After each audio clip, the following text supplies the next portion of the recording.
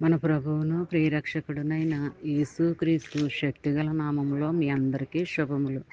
ప్రియమైన దేవుని బిడ్డలారా, మరి ఎలా ఉన్నారు? గతించిన సంవత్సరం అంతా కూడా ఆయన రెక్కల నీడలో, ఆయన దయగల హస్తాల కింద మనల్ని దాచాడు, కాపాడాడు, నడిపించాడు, పోషించాడు. మరి అందుకు ఆ దేవాది దేవునికి మనం ఎంతగానో కృతజ్ఞత అనేది కలిగి ఉండాలండి. ఎందుకంటే సంవత్సరం అంతా మనల్ని కాపాడాడు కదా. మరొక నూతన సంవత్సరంలో, నెలలో, దినంలో, వారంలో మనల్ని ప్రవేశపెట్టాడు కదా. అందుకు ఆ దేవాది దేవునికి కృతజ్ఞత అనేది మనం కలిగి ఉండాలి. మరి దేవుడు మనకిస్తున్న వాగ్దానం రేయి మొదటి జామునే మరి దేవుడు మనకిస్తున్నాడంటే అది దేవుని యొక్క కృప, మన పట్ల ఉన్న జాలి, దయ. మరి ఎందుకంటే ఈ దినాన్ని చూడటానికి దేవుడు మనకి కృప చూపించాడు. అందుకు మనము కృతజ్ఞత అనేది కలిగి ఉండాలి. ఎప్పుడు కూడా మనుషులంగా మనల్ని ఈ భూమి మీద ఉంచాడు అంటే మనము దేవునికి కృతజ్ఞత అనేది కలిగి ఉండాలి.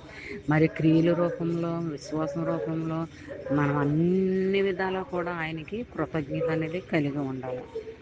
మరి ఈ దినము దేవుడు మనకిస్తున్న వాగ్దానము యెషయా గ్రంథము 43 అధ్యాయము 2వ వచనం.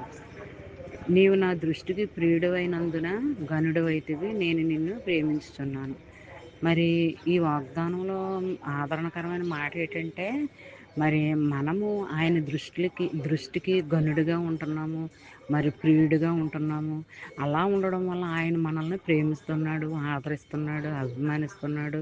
ఇన్ని విధాలుగా మనకి ఆయన ఫేవరబుల్గా ఉన్నాడు అంటే అది దేవుని యొక్క కృప. మనం ఎన్నుకోవాలి, ఎంచుకోవాలి.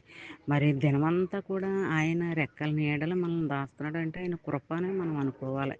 మరి చిన్న వాగ్దానం నీ ఫ్రెండ్స్ సర్కిల్లో కూడా పంపండి. అలా పంపడం వల్ల మరి చదివిన వారు దీవించబడతారు, మీరు ఆశీర్వదించబడతారు.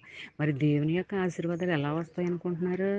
మరి వాగ్దానాలు, వాక్యాలు, ప్రసంగాలు, ఇలాగా క్రియలు, మరి ఆయన వాక్యాలు ప్రసారం చేయడం, ఇలాగా మనం చేసినట్లయితే మరి దేవుని యొక్క ఆశీర్వాదాలు అవి ఎప్పటికీ ఆగవండి. అలా కుమ్మరిస్తూనే ఉంటాడు.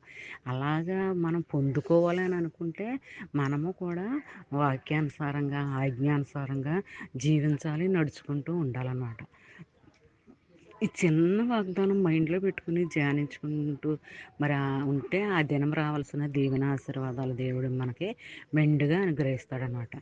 ఈ దినం అంతా ఈ వాగ్దానం నీ జీవితంలో, నా జీవితంలో నెరవేర్పు కలగాలని కోరుకుంటూ ఆమేన్. God bless you.